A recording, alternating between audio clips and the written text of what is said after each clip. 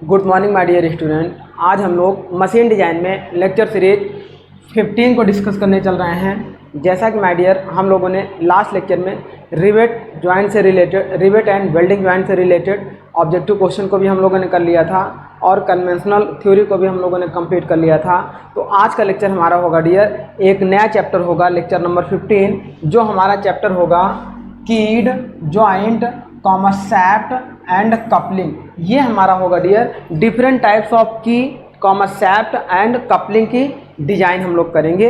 इन machine element की design पर हम लोग सीखेंगे कि हमारी की क्या होती है, शाफ्ट क्या होती है और कपलिंग क्या होती है, कितने टाइप की होती है, इनके यूज क्या होते हैं और ये फेल्योर कैसे होती है, देन इसे हम लोग सेफ कैसे रखेंगे। तो चलिए डियर, आज का टॉपिक हम लोग स्टार्ट करते हैं डिज़ाइन ऑफ। पहले हम लोग स्टार्ट करते हैं शाफ्ट हमारी क्या होती है, फिर इसके बाद हम लोग पढ़ेंगे डिज़ाइन ऑफ की एलिमेंट, देन आफ्टर हम लोग पढ़ेंगे design of coupling element, machine element. तो आइए सबसे पहले हम लोग देखते हैं ट्रांसमिशन शाफ्ट हमारी क्या होती है। तो शाफ्ट आपकी क्या होती है डियर? शाफ्ट एक ऐसा एलिमेंट होता है, शाफ्ट एक ऐसा एलिमेंट होता है जो या तो सर्कुलर हो सकता है या रेक्टेंगुलर हो सकता है। इस तरीके से भी आपका हो सकता है। और शाफ्ट का मेनली यूज क्या होता है डियर? ये जो हम लोग इस पे पुली यूज करते हैं, ये जो इस पे हम लोग पुली यूज करते हैं, इस पुली को सपोर्ट देने के लिए इसको हम लोग क्या करते हैं, किसी बियरिंग पे सपोर्ट कर देते हैं। तो रोटेटिंग एलिमेंट को, जो भी एलिमेंट हमारा रोटेट कर रहा है उसे सपोर्ट करने के लिए शाफ्ट का यूज करते हैं, और साथ में पावर को भी वन प्लेस से अनदर प्लेस तक ट्रांसमिट करने के लिए शाफ्ट का यूज करते हैं। बेसिकली शाफ्ट आपका क्या होता है डियर? एक सॉलिड या hollow circular cross sectional machine element होता है, maximum circular cross sectional machine element होता है, जिसका यूज हम लोग machine element, rotating machine element के सपोर्ट के लिए या पावर को एक प्लेस से अनदर प्लेस तक ट्रांसमिट करने के लिए करते हैं। जैसे देखिए, it is A rotating machine element. Shaft आपका क्या होता है डियर? एक रोटेटिंग मशीन एलिमेंट होता है, इस तरीके से होता है, यह रोटेट करता है। It is A rotating machine element generally circular in cross section. Generally आपका क्या होता है? सर्कुलर क्रॉस सेक्शन में होता है, लेकिन in special case rectangular cross section में भी बनाया जाता है, रेक्टेंगुलर या square. Which support transmission element, यह क्या करता है? कुछ ट्रांसमिशन एलिमेंट को सपोर्ट करता है। जैसे जब दो गियर एक दूसरे को मेश करते हैं तो दोनों गियर को सपोर्ट करने के लिए शाफ्ट का यूज किया जाता है। शाफ्ट को गियर को शाफ्ट के ऊपर फिक्स किया जाता है। सपोज करिए कि एक गियर हम लोगों ने यहाँ पे फिक्स कर दिया, मान लीजिए एक गियर ये हम लोगों ने फिक्स कर दिया और एक गियर हम लोगों ने ये फिक्स कर दिया। अब इन दोनों गियर को किसी न किसी एलिमेंट पर सपोर्ट करना है, तो ये जो एलिमेंट पर सपोर्ट होंगे डियर, ये होगी शाफ्ट। तो इस तरीके से मशीन एलिमेंट को सपोर्ट करने के लिए किया जाता है। जैसे गियर को सपोर्ट करने के लिए, पुली को सपोर्ट करने के लिए, स्प्रॉकेट एंड चेन को सपोर्ट करने के लिए, and it is also use for transmission of power, और पावर को ट्रांसमिट करने में भी इसका यूज करते हैं। तो ये होता है बेसिक डियर शाफ्ट हमारी क्या होती है। अब इस शाफ्ट में हम जब बात करते हैं टाइप्स ऑफ शाफ्ट की, अगर हम बात करते हैं टाइप्स ऑफ शाफ्ट, तो ये बेसिकली फर्स्ट देखिए, on the basis of its shape. पहले देखिए, on the basis of its shape, shape के अकॉर्डिंग डियर, शेप के अकॉर्डिंग देखिए, पहले क्या होती है? सॉलिड शाफ्ट होती है, सॉलिड शाफ्ट होती है, और सेकंड आपकी होती है hollow shaft. Hollow shaft, solid shaft आपकी कुछ इस तरीके से होती है डियर, जिसमें क्या होता है कि ये पूरी की पूरी शाफ्ट आपकी सॉलिड होती है। यदि इसका हम डायमीटर d मान रहे हैं तो सॉलिड शाफ्ट में डायमीटर आपका कांस्टेंट होगा। हॉलो शाफ्ट आपकी क्या होगी डियर? इस तरीके से आपकी एक शाफ्ट बनेगी, और यहाँ देखिए, ये इस तरीके से यहाँ सॉलिड होगा और इस क्रॉस सेक्शन में ये हॉलो होगा। इसे हम मान लेते हैं स्मॉल डी डायमीटर और इसे हम मान लेते हैं कैपिटल डी डायमीटर। तो ये always capital D is greater than small D होता है। इस तरीके के सैप्ट को हॉलो सैप्ट कहते हैं। On the basis of shape two types of classification हमारी सैप्ट होगा, first solid and second hollow सैप्ट। Next बात करते हैं on the basis of working. अब इस सैप्ट को ही डियर अलग अलग वर्किंग के अकॉर्डिंग हम लोग क्लासीफाई करते हैं। तो आइए उसके अकॉर्डिंग देखते हैं। वर्किंग बेस के अकॉर्डिंग सेकेंड क्लासिफिकेशन जो हम लोग करने चल रहे हैं, on the basis of working के बेस पे डियर इसे हम क्लासिफाई करेंगे। तो फर्स्ट हम समझेंगे कि एक्सल हमारा क्या होता है। एक्सल जैसा कि आप देखते हैं कि जो फोर व्हीलर वगैरह कार वगैरह होती है जिसके दो व्हील मूव करते रहते हैं, एक सैफ्ट पे लगे होते हैं, वहाँ पे एक सैफ्ट क्या करती है, पावर को एक प्लेस से दूसरे प्लेस तक ट्रांसमिट करती है। आपकी पावर क्या होती है, क्रैंक सैफ्ट से कनेक्ट होकर आती है पहिए तक। तो वहाँ पे जो सैफ्ट यूज की जाती है वो होती है एक्सल। एक्सल का मतलब ये होता है dear, axle is a kind of shaft that support the rotating element. जैसे व्हील को सपोर्ट करेगा, होस्टिंग को सपोर्ट करेगा, hoisting drum, comma rope sleeves को भी सपोर्ट करेगा। सिंपल सा आप व्हील का देखिए, दो जो फोर व्हीलर्स में जो व्हील रोटेट करते रहते हैं, जिस सैफ्ट पर रोटेट करते रहते हैं, वो जो सपोर्टिंग एलिमेंट होता है वो कहलाता है एक्सल। तो एक सैफ्ट आपकी टाइप होती है एक्सल होती है, जो क्या करती है, रोटेटिंग एलिमेंट को सपोर्ट करने के लिए यूज की जाती है। And this is fitted to the housing by means of bearing. यह फिट किया जाता है, जैसे सपोज करिए कि एक बियरिंग है इस तरीके से, इस बियरिंग में यहाँ पे बाल्स लगे हुए हैं। अब यहाँ पे सैफ्ट को हम फिट कर देते हैं। इसके हाउसिंग का मतलब यहाँ पर हम लोग सैफ्ट को फिक्स कर देते हैं। दैट मीन्स यहाँ पर सैफ्ट को, ये हमारी सैफ्ट फिक्स हो गई। अब ये बियरिंग रोटेट करेगी, सैफ्ट फिक्स रहेगी, या सैफ्ट रोटेट करेगी, बियरिंग का केस फिक्स रहेगा। तो इस तरीके की सैफ्ट हमारी हो जाएगी एक्सल। चलिए आगे बात करते हैं डियर, आगे बात करते हैं। एक्सल हमारा हो गया। एक्सल के बाद हम बात करेंगे, देखिए ये तो हमारे थे एक्सल। अच्छा देखिएगा, in general axle is subjected to only bending moment due to transverse load. अगर हम एक्सल की बात करें तो सपोज करिए कि ये हमारे हो गए एक्सल और ये हो गया व्हील। तो जनरली इसमें क्या होगा डियर, ये बेंडिंग मोमेंट ही आने के चांस रहेंगे, क्योंकि shaft due to self weight bend होने के चांसेस होते हैं। इसमें टॉर्क नहीं होगा, टॉर्सनल मोमेंट नहीं होगा, क्योंकि ये पहिया मूव कर रहा है, यहाँ बियरिंग लगी हुई है। अगर ये सैफ्ट मूव करता तो यहाँ टॉर्सनल मोमेंट आता। तो जनरल एक्सल में केवल और केवल बेंडिंग मोमेंट आने के चांसेस रहते हैं due to its self load and does not transmit any useful torque. यह क्या करता है, कोई भी टॉर्क को, इस तरीके से कोई भी टॉर्क को ट्रांसमिट नहीं करता है। देन बात करेंगे, एन एक्सल में रोटेट विथ द व्हील और simple support of the wheel. या तो वह हमारा क्या करता है, एन एक्सल में रोटेट विद द व्हील, या तो एक्सल के साथ कभी कभी रोटेट करता है, जैसे साइकिल वगैरह में स्पिंडल वगैरह में जो लगे होते हैं ये हमारे होते हैं, और या तो उन दोनों को व्हील को सपोर्ट करता है। देन बात करते हैं, एग्जाम्पल बात करते हैं, जैसे rear axle of railway wagons. Wagons का मतलब रेलवे के जो दो पहिए लगे होते हैं डियर, वो क्या होते हैं, जैसे देखिए ये रेलवे के दो व्हील हो गए हैं, परमानेंटली यहाँ पे क्लोज कर दिया जाए, और इसको बोलते हैं हम लोग एक्सल, इसको हम लोग बोलते हैं एक्सल। तो ये हमारे रेलवे के व्हील्स हो गए, comma sometimes axle also transmitted torque in automobile rear axle. अच्छा, एक फ्रंट व्हील होता है, एक रियर व्हील होता है, ये समझिएगा, front wheel and rear wheel. Front wheel गाड़ी के, फोर व्हीलर के, कार के अगले पहिए को फ्रंट पहिए को कहते हैं, और जो लास्ट वाले पीछे वाले जो दोनों पहिए होते हैं उन्हें बोलते हैं रियर व्हील।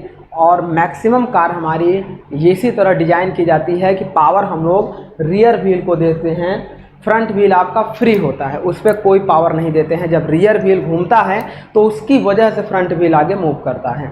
लेकिन आर्मी की जितनी भी गाड़ियां डिजाइन की जाती है उसमें 4 व्हील ड्राइव होता है। 4 व्हील ड्राइव का मतलब रियर व्हील पे भी पावर दी जाती है और फ्रंट व्हील पे भी। इसीलिए आर्मी की गाड़ियां कभी भी किसी गड्ढे वगैरह में, बहुत गहरी खाई में नहीं फंसती हैं, आसानी से निकल जाती हैं, क्योंकि उसमें दोनों चारों व्हील में पावर होती है।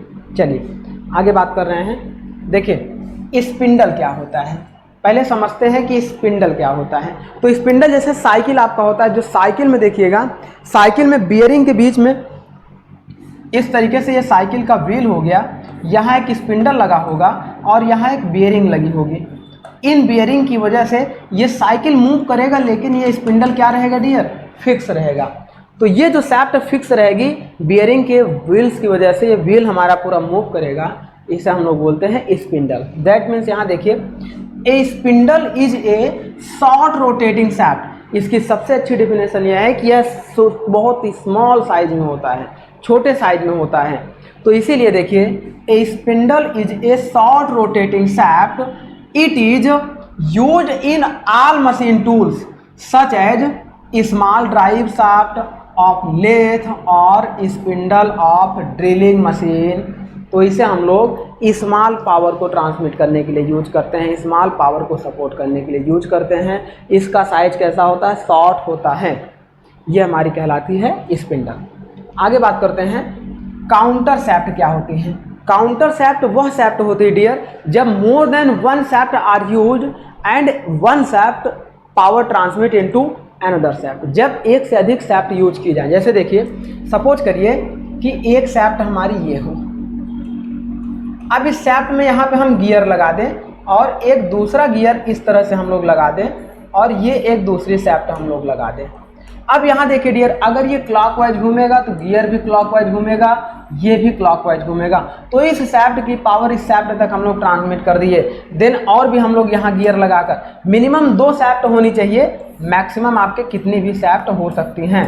तो इस तरीके के ट्रांसमिशन को डियर हम लोग बोलते हैं, इस तरीके के ट्रांसमिशन को हम लोग बोलते हैं जब more than one shaft are used and one shaft power transmit into another shaft. जब एक से अधिक शाफ्ट यूज की जाए और एक शाफ्ट की पावर दूसरे शाफ्ट में ट्रांसफर की जाए, तो ऐसे शाफ्ट को बोलते हैं डियर काउंटर शाफ्ट। ये सारी शाफ्ट हमारी कहलाएंगी काउंटर शाफ्ट। दैट मीन्स देखिए, it is secondary shaft which is drive by the main shaft. यह एक सेकेंडरी शाफ्ट होती है जो इस मेन शाफ्ट से रोटेट की जाती है या ऑपरेट की जाती है, and from which the power is supplied to the machine component, और जिसका यूज मशीन कंपोनेंट, यहाँ कोई मशीन वगैरह लगी होगी इसके साथ कनेक्ट होगी, जिसका यूज इस पावर को लेकर मशीन कंपोनेंट तक सप्लाई करने में किया जाता है।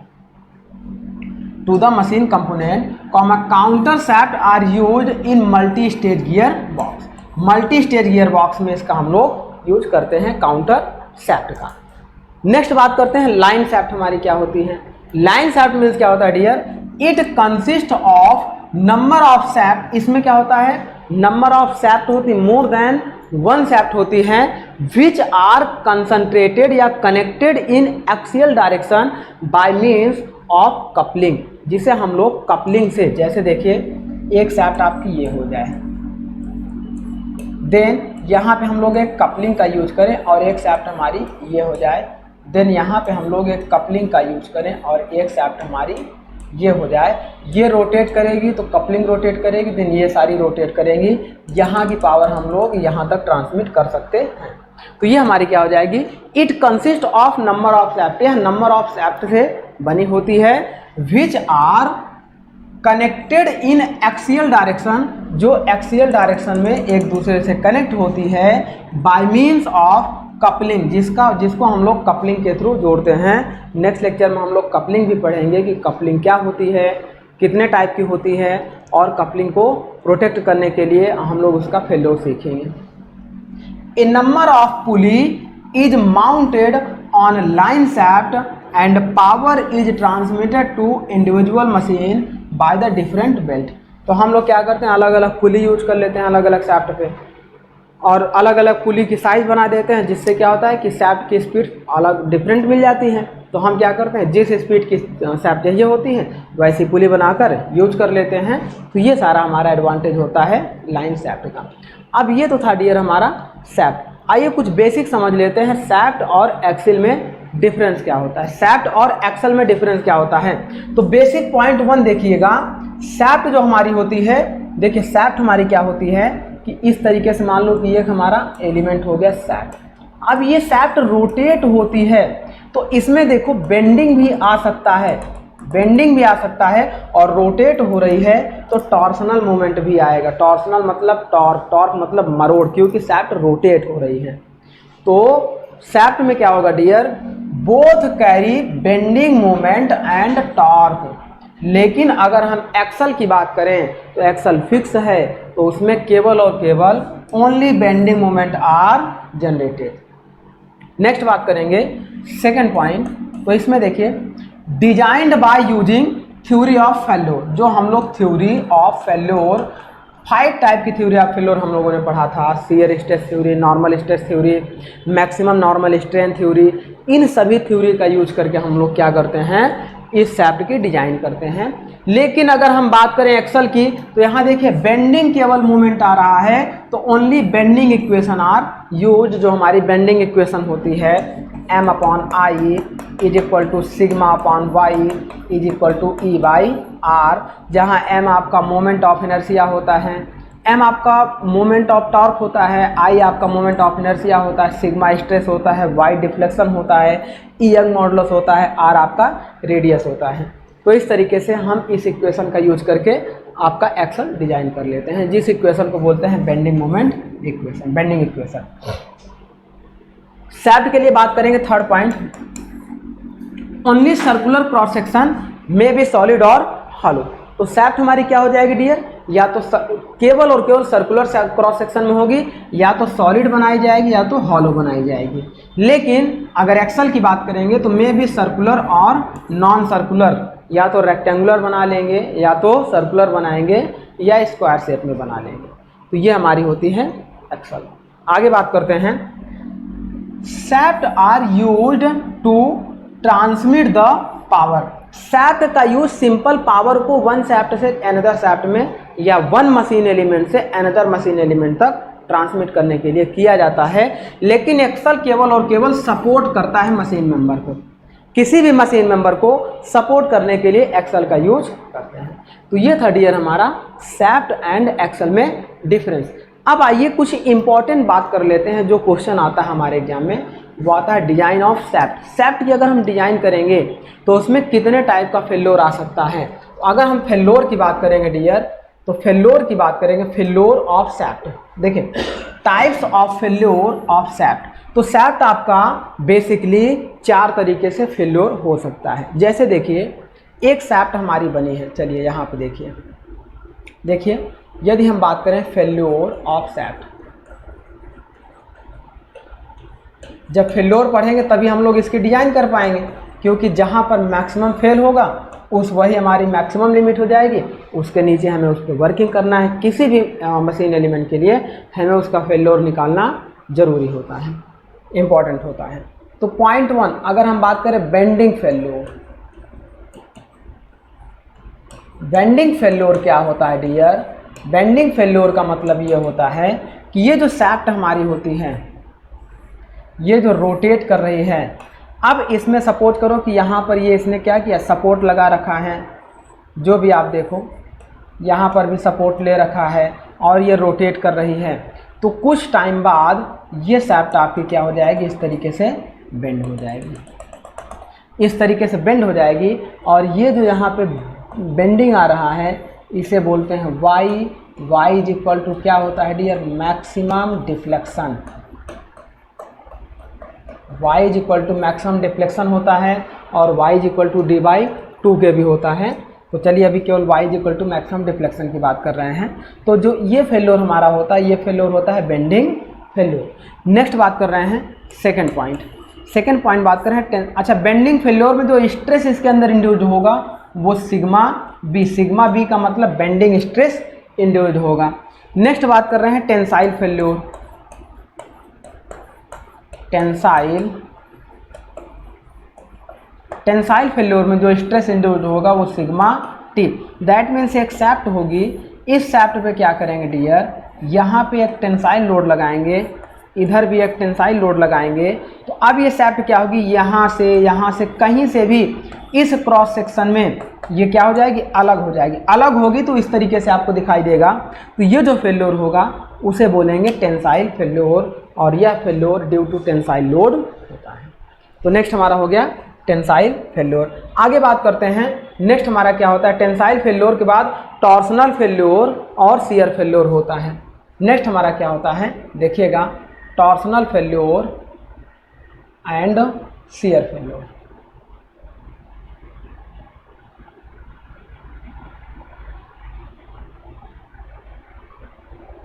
चलिए आगे देखिए, नेक्स्ट हमारा होता है थर्ड, टॉर्सनल फेल्योर।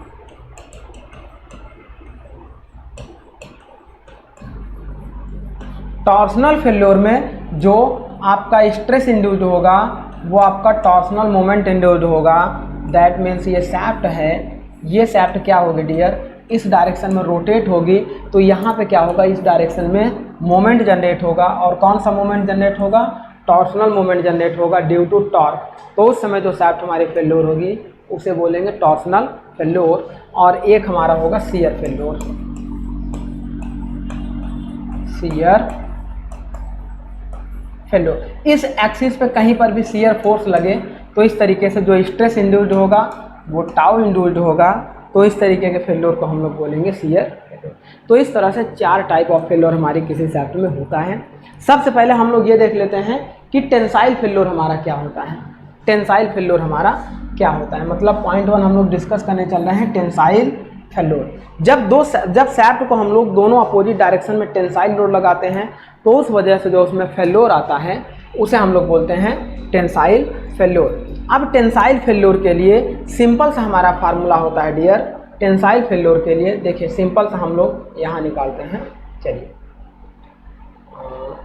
ठीक है, कहीं भी निकालते हैं, मान लीजिए, चलिए टेंसाइल फेल्योर पॉइंट 1 से हटा देते हैं। पॉइंट 1 हम लोग डिस्कस करते हैं टेंसाइल फेल्योर।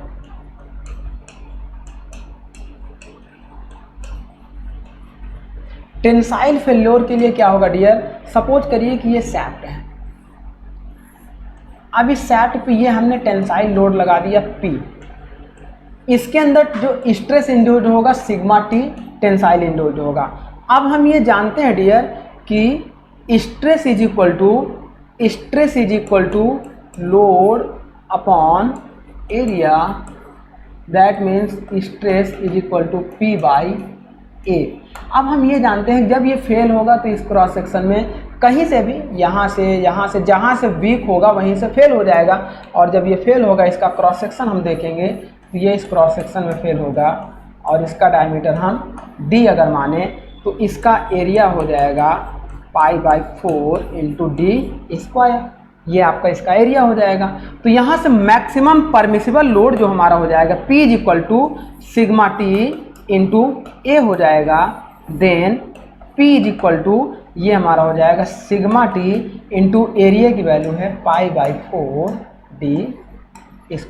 तो इस तरीके का जो फेल्योर हमारा होगा डियर, ये होगा हमारा टेंसाइल फेल्योर किसी भी सैफ्ट के लिए। जहाँ पर फेल होगा वो मैक्सिमम लोड होगा, तो इस पर हमेशा इस मैक्सिमम लोड से कम लोड लगाएंगे। क्या, कौन सा, वर्किंग लोड। वर्किंग लोड हम क्या करेंगे, कम लगाएंगे। जो हम इंड्यूस्ड कराएंगे वो हमारा परमिसिबल से कम होगा। तो इस तरीके से ये फेल्योर हमारा आएगा डियर किसके लिए, टेंसाइल फेल्योर के लिए। अब टेंसाइल के बाद सेकंड हम लोग पढ़ेंगे torsional failure and bending failure के बारे में। अच्छा, टॉर्सनल फेल्योर के लिए एक इक्वेशन हम लोग समझते हैं डियर। वो इक्वेशन हमारी क्या होती है, एक टॉर्सनल इक्वेशन होती है। टॉर्सनल इक्वेशन हम लोगों ने पढ़ा हुआ है T/J। यहाँ देखिए टॉर्सनल इक्वेशन, सेकंड जो फेल्योर है टॉर्सनल इक्वेशन हम लोगों ने पढ़ा हुआ है। टॉर्सनल इक्वेशन सो में T/J is equal to G θ/L is equal to tau by R. तो ये जो हम लोगों ने पढ़ा है डियर, यहाँ से हम लोग देखो टॉर्सन लगा रहे हैं, तो यहाँ इस टर्म से कोई मतलब नहीं है। हम लोग क्या टॉर्सन लगा रहे हैं, तो शियर होगा टाउ एंड रेडियस आर में होगा, and J polar moment of inertia, and T आपका हो जाएगा torsional moment, that means T या टी एम।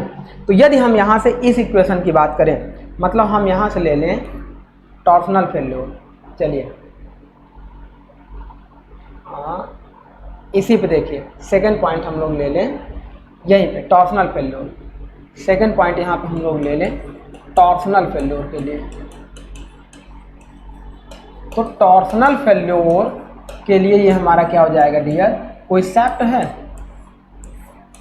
इस तरीके से जो टॉर्क लग रहा है एमटी, एमटी का मतलब टॉर्सनल मोमेंट, जो मरोड़ की वजह जो टॉर्क इंड्यूस्ड हो रहा है। तो हम ये जानते हैं टी बाई जे मतलब M T upon J is equal to tau by R. यहाँ से अगर हम लोग डियर, यहाँ से यदि हम लोग क्या निकालना चाहिए, जहाँ पे आपका एम टी क्या होता है, ये एम टी आपका होता है torsional moment, torsional moment, and tau आपका होता है शियर स्ट्रेस, कॉमा आर आपका होता है radius, radius of shaft, comma आपका जो ए जे होता है, जे होता है polar moment of inertia, polar moment of inertia, और जे की वैल्यू होती है dear pi D power 4 upon 32। ये आपकी पोलर मोमेंट ऑफ इनर्शिया की वैल्यू होती है, J is equal to pi D power 4 upon 32 होती है। चलिए आगे बात करते हैं। तो जब यहाँ से हम लोग क्या निकालेंगे, टॉर्सनल फेल्योर निकालेंगे, तो यहाँ से हम लोग सीधे टाउ की वैल्यू निकाल लेंगे, टाउ का मतलब शियर स्ट्रेस, टाउ की वैल्यू हम लोग निकाल लेंगे।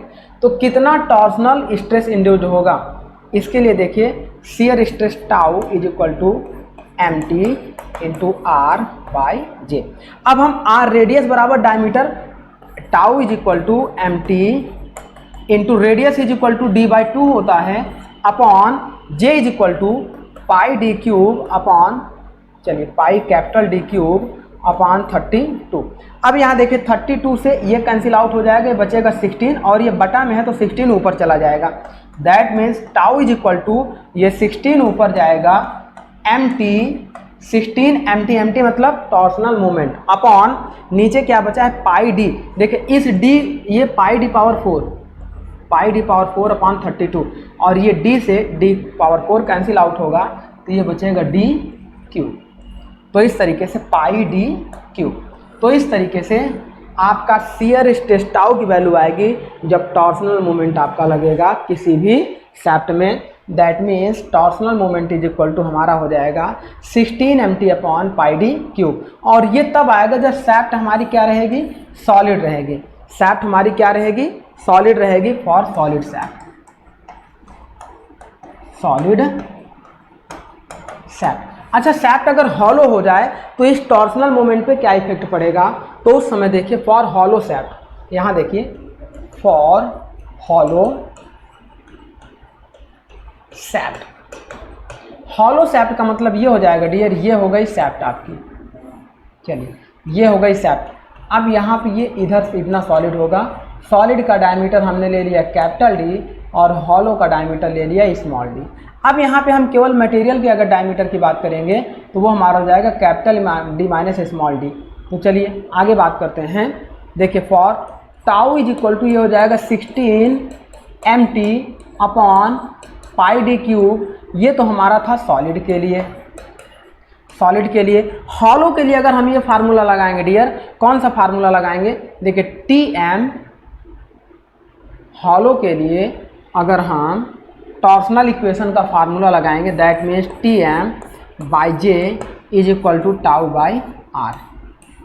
अब यहाँ से हम टाउ की वैल्यू निकालेंगे, तो R is equal to D by 2 होता है, तो ये हो जाएगा T M into R upon ये हो गया जे, और R is equal to D by 2 हम लोग लगाएंगे, तो T M into D by 2 upon pi D cube upon नहीं पाई डी पावर 4 अपॉन 32, तो ये कैंसिल आउट हो जाएगा, ये ऊपर जाएगा। तो अच्छा यहाँ पे देखिए, ये जो डी पावर 4 आपका होगा डियर, वो आपका डायमीटर क्या होगा, ये जो डायमीटर होगा ये इस शैफ्ट के लिए क्या आ जाएगा, इस शैफ्ट के लिए आ जाएगा डी की जगह हो जाएगा कैपिटल डी, ये हो जाएगा capital D power 4 minus small D power 4 upon 32।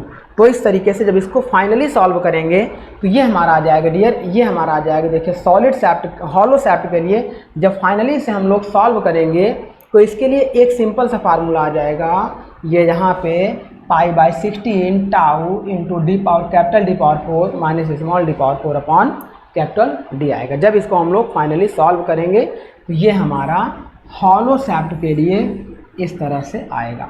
Solid shaft के लिए हमारा ये फार्मूला बनेगा 16 mt upon pi D Q, और सॉलिड हॉलो शैफ्ट के लिए पाई by 16 into tau capital D power 4 minus small D power 4 upon D हो जाएगा। अच्छा ये जो आ रहा है आपका, यहाँ से देखिए जब हम लोग इसको यहाँ टाउ सॉल्व कर रहे थे तो यहाँ से हमारा क्या हो जा रहा था, M T is equal to, यहाँ से अगर हम torsional moment M T is equal to निकालेंगे तो ये हो जाएगा पाई बाई 16 ऐसे देखिए,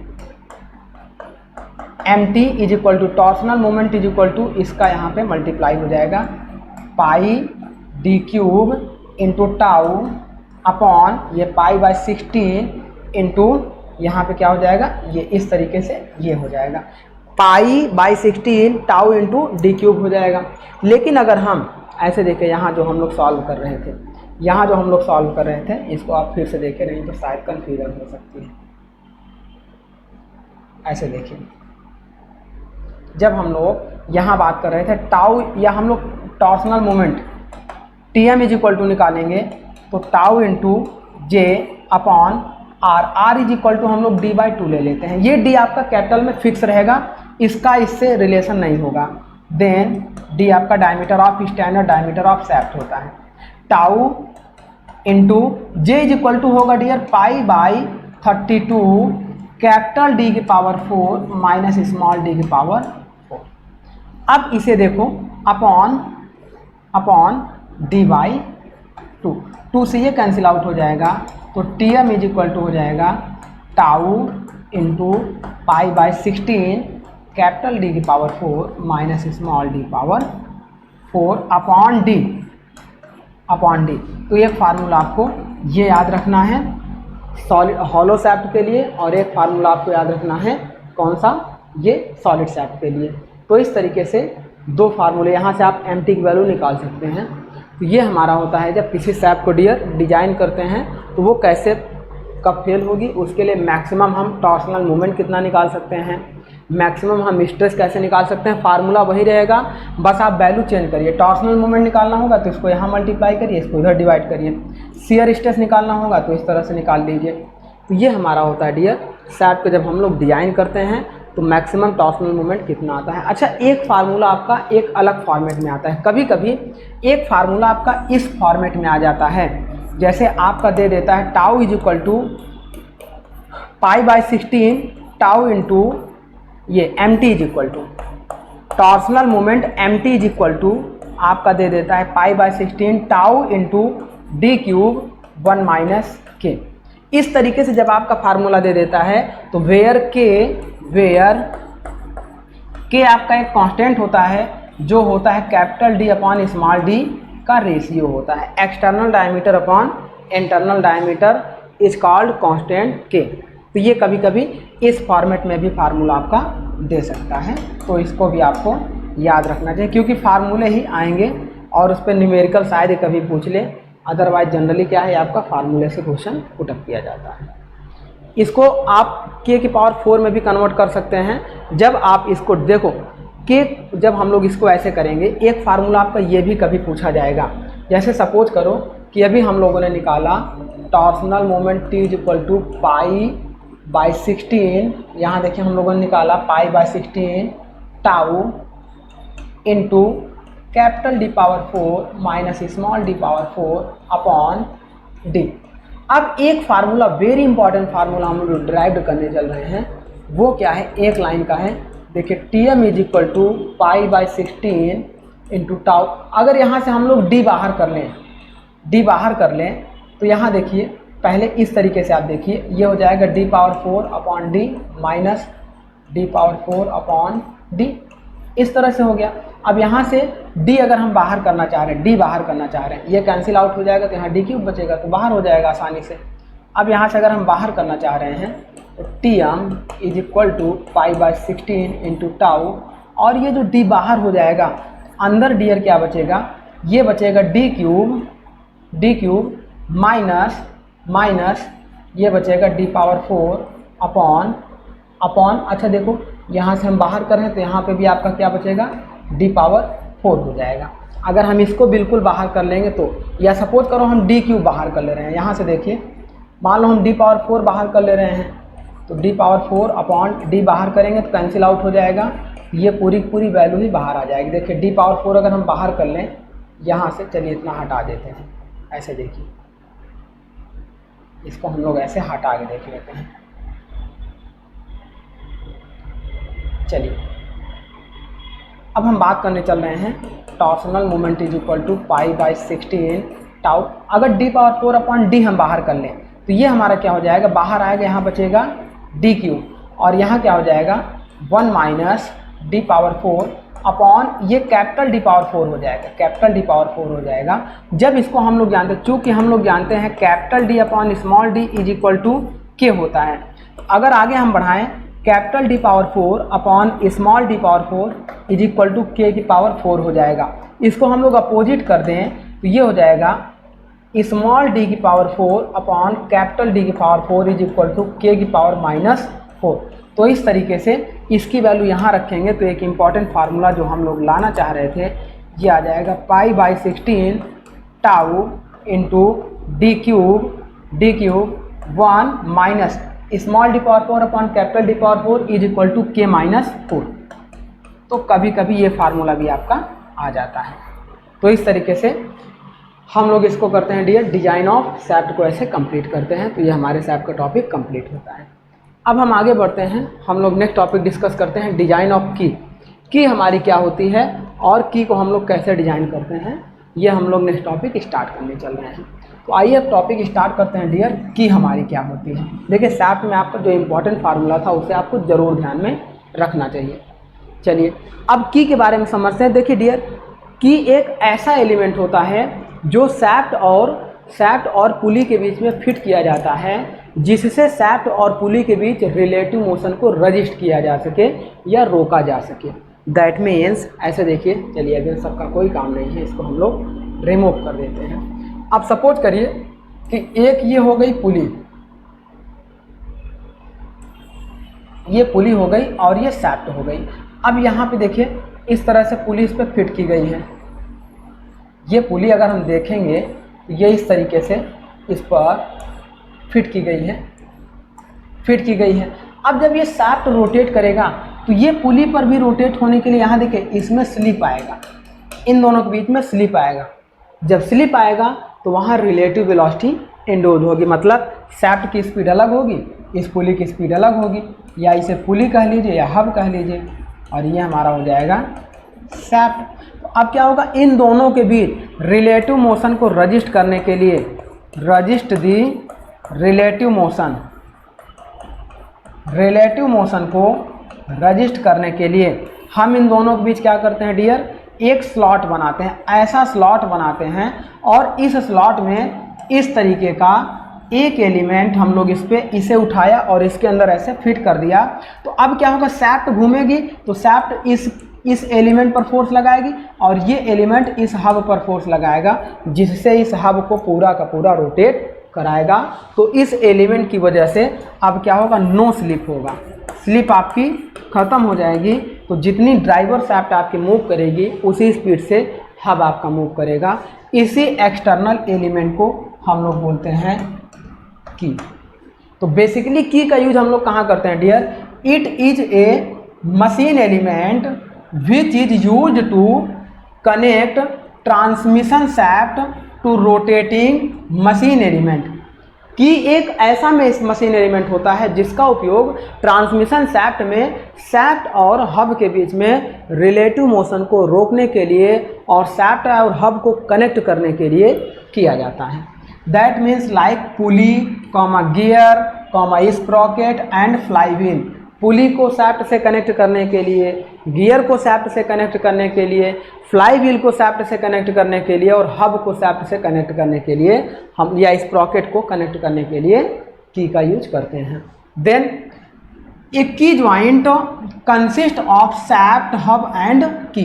की ज्वाइंट में मेनली 3 पार्ट होते हैं आपकी। फर्स्ट होती है शैफ्ट, सेकेंड होता है हब और थर्ड होता है की। तो ये 3 एलिमेंट आपके की ज्वाइंट में यूज किए जाते हैं। अब आइए आगे बात करते हैं। जैसे सिंपल सी आपको ये डिज़ाइन दिख रही है, हम क्या करते हैं कि ये हमारी शैफ्ट थी, इसमें हमने ये स्लॉट बना दिया। अब इस स्लॉट को हमने यहाँ से लेकर यहाँ तक बना दिया और यही स्लॉट ऊपर हमने अपने हब में बना दिया। जब आप इसे हब ऐसे करके देखेंगे तो हब में भी देखिए हम लोगों ने ये स्लॉट बना दिया। अब क्या किया, इस एलिमेंट को ऐसा फिट किया कि इसका 50% भाग हमारा इसमें फिट हो जाए और बाकी 50% पार्ट हमारा इस हब में फिट हो जाए। तो जिससे हमारा क्या होगा कि जब शैफ्ट रोटेट करेगी तो की को रोटेट कराएगी, की आपका हब को रोटेट कराएगा, हब को पावर ट्रांसमिट करेगा। तो इस एलिमेंट को बोलेंगे की। चलिए अब आगे बात करते हैं।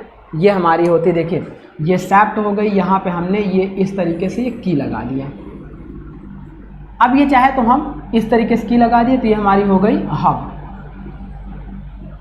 ये हमारा हो गया हब। अब देखिए जब शैफ्ट रोटेट करेगा तो ये की इसको भी रोटेट कराएगी, बिल्कुल स्लिपिंग के चांसेस नेग्लेक्ट हो जाएंगे। तो ये हमारा होता है की ज्वाइंट। आगे बात करते हैं function of key. Function of key का मतलब ये है डियर कि देखिए, to transmit the torque from the shaft to the hub of mating element and vice versa. Key का मतलब एक ही काम होता है डियर। जैसे देखिए कि ये शैफ्ट था, शैफ्ट में हम पहले क्या करते हैं, इस तरीके से एक स्लॉट बनाते हैं और ये स्लॉट हम लोग पूरा का पूरा, चाहे तो पूरा का पूरा हम लोग ऐसे बनाते हैं। ये पूरा का पूरा शैफ्ट में हम लोग इस तरीके से स्लॉट बनाते हैं। इसके ऊपर हम लोग की को फिट करते हैं, देन उसके ऊपर हम लोग पुली को फिट कर देते हैं। तो ये हमारा क्या करता है, टू ट्रांसमिट द टॉर्क। ये देखो जब शैफ्ट आपका रोटेट करेगा तो ये की को रोटेट कराएगा, की आपका ट्रांसमिट करेगा टॉर्क को, किसको, हब को, और फिर हब आपका रोटेट करना शुरू करेगा। तो की रिस्पॉन्स करता है टॉर्क को ट्रांसमिट करने के लिए शैफ्ट से हब तक। नेक्स्ट बात करते हैं डियर, नेक्स्ट बात करते हैं to prevent relative motion between the shaft and the machine element. अब जैसे देखिए कि ये हमारी पुली हो गई और ये शैफ्ट हो गई। अब शैफ्ट अगर n RPM से रोटेट कर रहा हो, अगर शैफ्ट और हब के बीच में स्लिप हो तो हब की स्पीड आपकी n से कम होगी। हम उसी स्पीड को जब कम हो जाएगी तो वहाँ रिलेटिव मोशन इंड्यूस हो जाएगा। उस रिलेटिव मोशन को ख़त्म करने के लिए हम लोग यहाँ पे एक एलिमेंट यूज करते हैं जिसे बोलते हैं की। तो शैफ्ट और हब के बीच में रिलेटिव मोशन को प्रिवेंट करने के लिए, prevent relative motion between shaft and hub, की का यूज करते हैं। थर्ड पॉइंट बात करते हैं, generally it also prevent axial motion except feather key and spline key. कुछ केसेस में हम लोग की का यूज ऐसे करते हैं, जैसे देखिए सपोज करिए कि ये आपकी हो गई शैफ्ट, इस शैफ्ट में ये हमने स्लॉट बना दिया। अब ये स्लॉट बना दिया, यहाँ पे एक की लगा दिया। अब ये की लगा दिया तो ये जब रोटेट करेगा तो यहाँ जो मशीन एलिमेंट इसके ऊपर फिट हुआ है वो इस डायरेक्शन में, मतलब एक्सियल का मतलब ये शैफ्ट की एक्सिस हो गई। तो ये मशीन एलिमेंट मतलब पुली आपकी इस डायरेक्शन में आगे पीछे नहीं जाएगी, एक्सियल मोशन इसका रजिस्ट हो जाएगा। तो एक्सियल मोशन को भी रजिस्ट करने के लिए हम लोग की का यूज करते हैं। जैसे स्पेशल केस अभी हम देखेंगे, फीदर की एंड स्प्लाइन की में हम लोग इसकी बात करेंगे। या एक्सियल मोशन को परमिट भी करता है कि अगर एक हम क्या करेंगे, इस स्लॉट को यहाँ तक बढ़ा दिए तो यह इसके बीच में परमिशन भी दे देगा कि आप यहाँ से लेकर यहाँ तक आप इसके बीच मोशन कर सकते हैं। रोटेट आप करिए लेकिन इसके बीच में आप केवल ऑसिलेट कर सकते हैं। तो यह कुछ डिस्टेंस तक परमिट भी करता है एक्सियल मोशन को और रजिस्ट भी करता है। अगर हम इस स्लॉट को यहीं तक काट दें तो ये एक्सियल मोशन को रजिस्ट कर देगा। तो ये हमारा होता है डियर की का फंक्शन, मतलब कि हमारे इस तरीके से वर्क की थी। मटेरियल ऑफ की बात करेंगे तो सबसे पहले देखिए किसी भी मशीन एलिमेंट को अगर हम फेल होने की बात करें, मशीन एलिमेंट, अब मशीन एलिमेंट में हम ये जानते हैं कि इसमें होता है एक सैट और इसमें एक होता है की एंड हब। अब इन तीनों एलिमेंट में जो सबसे वीकर होगा वो पहले फेल करेगा। जो वीकर होगा, जब लोड की वैल्यू बढ़ती जाएगी तो जो वीकर एलिमेंट होगा पहले वो फेल कर जाएगा। अगर हमारा सैफ्ट फेल हो जाए या हब फेल हो जाए तो हमारा कॉस्ट बहुत हाई हो जाएगी। दोबारा हमें सैफ्ट को रिप्लेस करना होगा या हब को रिप्लेस करना होगा। तो हम सैफ्ट और हब को प्रोटेक्ट करने के लिए, फेल्योर से प्रिवेंट करने के लिए हम की को ऐसा बनाते हैं कि की स्ट्रेंथ, हमारी स्ट्रेंथ ऑफ की सैफ्ट और हब से क्या हो, लो हो। इस तरह से जब स्ट्रेस की वैल्यू बढ़ेगी तो की स्ट्रेंथ कम है तो की आपका पहले फेल कर जाएगा, तो हम की को निकाल कर दोबारा एक नई की लगा देंगे, तो जिस वजह से हमारी हब और सैफ्ट सेफ रहेगी। तो मतलब की आपका क्या होता है, की इज ए वीकर एलिमेंट, एक वीकर एलिमेंट आपका होता है।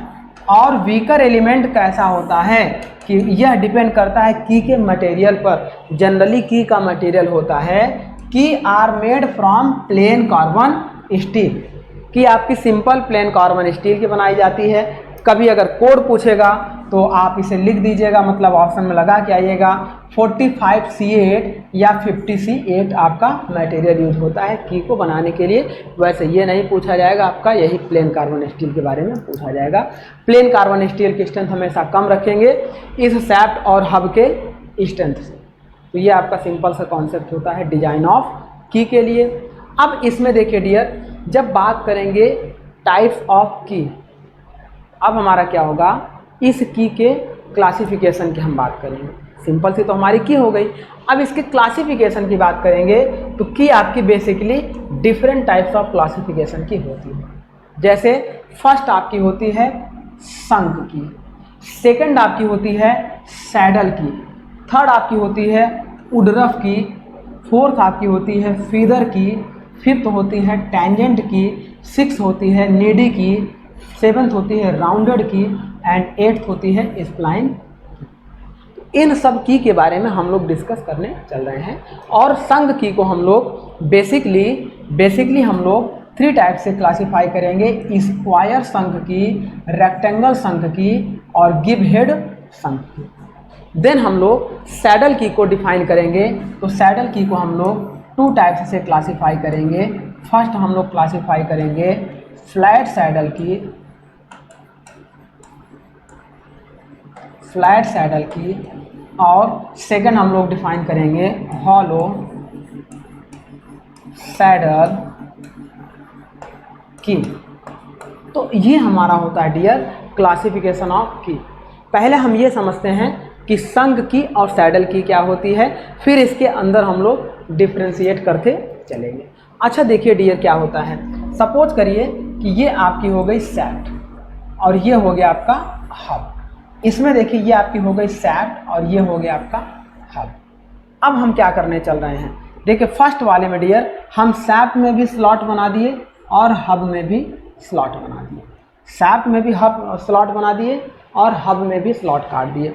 सेकेंड वाले में देखिए ये मान लीजिए कि ये हमारी हो गई हब। अब इसके ऊपर हम क्या करेंगे कि एक प्लेट हमने यूज कर लिया।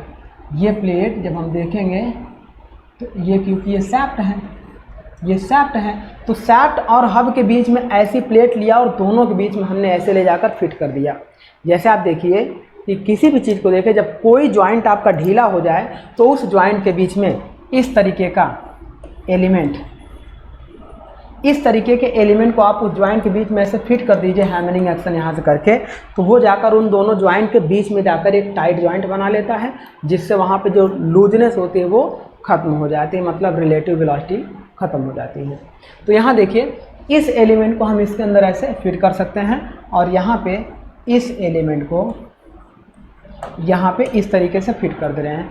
ये भी हमारी एक की है और ये भी हमारी एक की है। बस डिफरेंट इतना है डियर कि जब की का कुछ परसेंट पार्ट, देखो व्हेन की का कुछ परसेंट पार्ट आपका सैफ्ट में इंटर करे और कुछ परसेंट पार्ट आपका हब में इंटर करे। जब की का कुछ परसेंट पार्ट, कुछ का मतलब हम लोग जनरली 50% लेते हैं, मतलब की का 50% पार्ट सैफ्ट में इंटर करे और 50% पार्ट आपका हब में इंटर करे और दोनों मिलकर सैफ्ट और हब के बीच के रिलेटिव मोशन को रजिस्ट करे, तो इस टाइप की को डियर बोलते हैं संक की। ये क्वेश्चन आपसे कई बार पूछा गया है, संक की से रिलेटेड क्वेश्चन आपका कई बार पूछा गया है और इसकी सिंपल सी डिफिनेशन यही होती है, the some parts of key are fitted in hub and some parts of key are fitted in shaft. और इसमें क्या होता है, सैफ्ट और हब दोनों में स्लॉट काटा जाता है, स्लॉट, विदाउट स्लॉट कटे यह की फिट नहीं होती है। लेकिन बात कर रहे हैं सैडल की का। सैडल की क्या होती है डियर, ना तो कोई सैफ्ट में स्लॉट काटा जाएगा और ना ही हब में सैफ्ट काटा जाएगा। यह सॉफ्ट और हब दोनों के बीच में एक फिट होकर वहाँ जाकर क्या बोलते हैं, आपका रिलेटिव मोशन को रजिस्ट करती हैं। तो इस तरीके की जो सैफ्ट और हब के बीच में जाकर टाइट जॉइंट बनाए, लेकिन कोई भी स्लॉट ना तो सैफ्ट में कटे ना ही हब में कटे, ऐसी की को बोलते हैं सैडल की। बट एक चीज़ समझिएगा, सैडल की क्या है कि दोनों के बीच में स्लॉट नहीं बना हुआ है, तो इस वजह से जब सैफ्ट घूमेगी तो इसमें चांसेस ऑफ स्लिप आपके क्या रहेंगे, हाई रहेंगे। लेकिन इस तरीके की संक की में चांसेस ऑफ स्लिप आपके क्या हो जाएंगे, एकदम नेगलेक्ट हो जाएंगे, स्लिप आपकी नहीं होगी। अब हाई पावर अगर ट्रांसमिट करने की बात करेंगे तो हाई पावर आपका ये ट्रांसमिट करने में सक्सेस होगा, लेकिन हाई पावर जब इसमें ट्रांसमिट करेंगे तो यहाँ पे स्लिप होगी और ये फेल कर जाएगा। तो बेसिक डिफरेंस हमारा डियर क्या हो गया, संक की और सैडल की में हमारा इस तरीके का डिफरेंस होता है। संक की आपकी क्या होती है, एक रेक्टेंगुलर या स्क्वायर टाइप की ऐसी बॉडी होती है जिसे हम लोग हब और सैफ्ट में फिट करते हैं। सैडल की क्या होती है, या तो फ्लैट होती, फ्लैट का मतलब या तो इस तरीके की बनाई जाएगी, इस तरीके की बनाई जाएगी, ऐसे की एलिमेंट को इसको हम ले आएंगे सैफ्ट और हब के बीच में फिट कर देंगे, ये कहलाएगी फ्लैट सैडल की, फ्लैट सैडल की। सेकंड हमारी क्या होगी, हॉलो। हॉलो का मतलब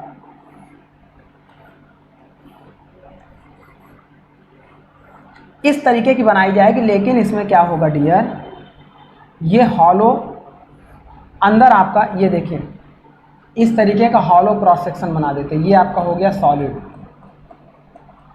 ये आपका हो गया सॉलिड क्रॉस सेक्शन। तो इस तरीके का इसमें हॉलो सेक्शन बना देते हैं ताकि ये जाकर दोनों के बीच में कंप्रेसिव फोर्स को भी अब्जॉर्व करे। तो ये फ्लैट से थोड़ा सा बेटर होती है, लेकिन उतने भी लोड को रजिस्ट नहीं कर पाती जितना आपका संक की करती है। ये हमारा है डियर डिफरेंस बिटवीन संक की एंड सैडल की। सैडल की में दो टाइप हमने डिफरेंस किया, फ्लैट की and flat saddle and hollow saddle की। और संक की में हमने डिफरेंस आपको अभी बताने चलना है, स्क्वायर संक, रेक्टेंगल संक और गिव हेड संक की। इसका मतलब यह है डियर, स्क्वायर संक की आपकी इस तरीके से बनती है। अगर हम स्क्वायर संक की बात करें डियर, स्क्वायर संक की आपकी इस तरीके से बनती है। दैट मीन्स ये की लेंथ होती है, ये की लेंथ होती है, ये की हाइट होती है और ये की का विड्थ होता है। तो width of key is equal to height of key हो जाए तो ऐसी की को बोलते हैं स्क्वायर की। और जब width of key does not equal to height of key के हो जाए तो ऐसी की को बोलते हैं रेक्टेंगल की, रेक्टेंगल की। नेक्स्ट हम बात करें गिव हेड की। अच्छा, की को आसानी से फिट करने के लिए और आसानी से निकालने के लिए, देखो अब इसको हम फिट कर दें लेकिन निकालने के लिए इस पर कोई स्लॉट नहीं बना है, तो इस की को मशीन एलिमेंट में फिट करना और रिमूव करना थोड़ा सा कठिन है। तो हम इस की को आसानी से फिट करने के लिए और आसानी से रिमूव करने के लिए इस की में एक साइड में हम लोग हेड बना देते हैं। इस तरीके से एक साइड में हम लोग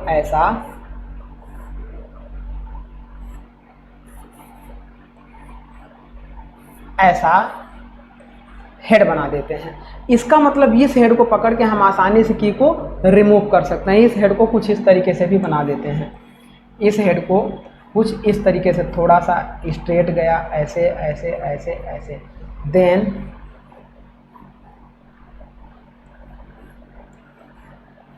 इस तरीके से भी बना देते हैं। तो ये जो हेड बनता है डियर, इस हेड को हम पकड़ के की को फिट भी कर सकते हैं और आसानी से रिमूव भी कर सकते हैं। इसका यूज करते हैं इजी फैसिलिटेट करने के लिए, की को आसानी से बाहर रिमूव करने के लिए और की को आसानी से फिट करने के लिए। और इस हेड का नाम होता है गिव हेड, इसीलिए इस की का नाम होता है गिव हेड की। तो ये हमारे होते हैं डियर की में हमने आपको डिफरेंस बताया। हमने आपको कौन कौन सा स्क्वायर की, रेक्टेंगल की एंड गिव हेड की, जो कि शंख टाइप की के डिफरेंस हो गया।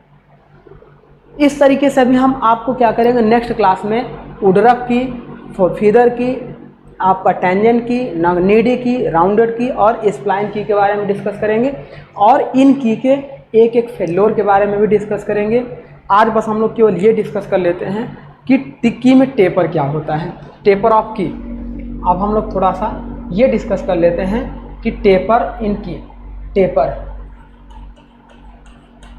इन की में टेपर क्या होता है डियर। जैसे देखिए ये हमारी की विड्थ हो गई है, इस विड्थ W में कोई टेपर नहीं देते हैं, लेकिन अगर इसके हम यहाँ देखिए, मान लीजिए इसकी हाइट h1 ले लिए, इसकी हाइट h2 ले लिए। अब हम क्या करेंगे डियर, देखिए h2 is greater than h1। ऐसा इसलिए करते हैं, लेंथ आपकी कांस्टेंट रहेगी, L कांस्टेंट रहेगा, कॉमा विड्थ कांस्टेंट रहेगा। आपकी डेप्थ में, आपका डेप्थ या थिकनेस में आपका हम क्या करेंगे डिफरेंस कर देंगे, जिससे क्या होगा कि ये की हमारी जाकर आसानी से फिट हो जाए। और सपोज करो कि यहाँ तक की को हमने फिट कर दिया और फिट करने के बाद बार बार फिट किया तो यहाँ से लूज हो गई, तो अगली बार यहाँ हैमरिंग एक्शन करके यहाँ से की को फिट कर देंगे। फिर उसके बाद हमारी की यहाँ तक वर्किंग कर रही, तो कुछ दिन बाद अगर ये लूज हो गई तो हम इसकी थिकनेस और ज़्यादा और इधर हैमरिंग एक्शन करके यहाँ तक फिट कर देंगे और हैमरिंग एक्शन करके यहाँ तक फिट कर देंगे। तो इस की लाइफ इंक्रीज करने के लिए, की लाइफ इंक्रीज, की लाइफ को इंक्रीज करने के लिए हम लोग की को टेपर बनाते हैं और की को इजी फिट करने के लिए हम लोग टेपर की बनाते हैं, ताकि की आपकी क्या है शार्प एज हो तो आसानी से जाकर फिट हो जाएगी। फ्लैट की होगी तो एक बार में लूज होने पर पूरी की बेकार हो जाएगी। तो ये हमारा हो गया डियर टेपर इन की। और जनरली जो टेपर रखते हैं वो टेपर रेशियो अगर आपसे पूछा जाएगा तो जनरली की हम बात कर रहे हैं वो होता है 1:100। अब टेपर रेशियो तो और भी होते हैं, 1:48 होता है, 1:24 होता है, 1:8 भी होता है, लेकिन हम लोग जनरली यूज करते हैं 1:100। तो ये सारे रेशियो हमारे होते हैं डियर की के। और ये रेशियो किसका होता है, टेपर का होता है। टेपर जनरली हम लोग राउंडेड की में नहीं देंगे, या तो स्क्वायर की में देंगे या तो रेक्टेंगल की में देंगे। तो इस तरीके से डियर ये हमारा क्या था, पहला इस चैप्टर का पहला लेक्चर था, जिस पे हम लोगों ने डिस्कस किया डिजाइन ऑफ शैफ्ट को, उससे रिलेटेड हम लोगों ने उसके फार्मूले को भी डिस्कस किया, जो इम्पोर्टेंट फार्मूला था उसे हम लोगों ने ड्राइव किया, और साथ में हम लोगों ने इंट्रोडक्शन ऑफ की को डिस्कस किया कि हमारी क्या होती है, कितने टाइप की होती है। अब हम नेक्स्ट लेक्चर में क्या करेंगे डियर, बाकी के वुडरफ की, फीदर की, टेंजेंट की, नीडी की, राउंड की और स्प्लाइन की के बारे में डिस्कस करेंगे, और साथ में इन की के फेल्योर के बारे में जानेंगे, जो कि हमारा बहुत ही इंपॉर्टेंट है, फेल्योर ऑफ की। तो इसको भी हम लोग डिस्कस करेंगे, क्योंकि फेल्योर ऑफ की से क्वेश्चन आपका बनता है। तो चलिए माय डियर, आज का टॉपिक हम लोग यहीं पर स्टॉप करेंगे। Thank you my dear.